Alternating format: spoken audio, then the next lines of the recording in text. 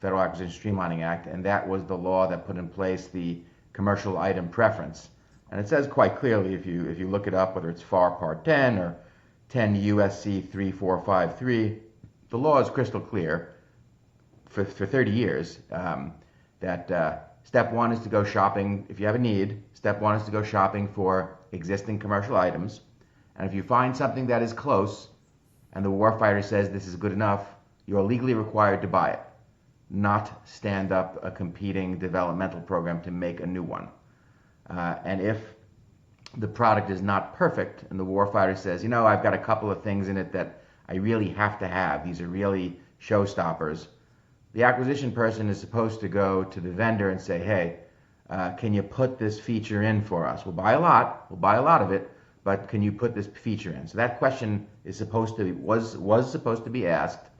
And the other question that is legally supposed to be asked is if there's a critical feature missing, the warfighter is supposed to be asked, hey, can you do without this one feature?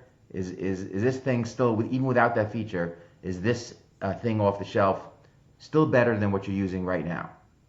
And if the answer to that is yes, I'll take it as is, it's better, it doesn't have everything I want, but it's better, it's good enough, then also the product is supposed to be purchased. But that whole set of laws, that whole process has been completely ignored for the last 30 years.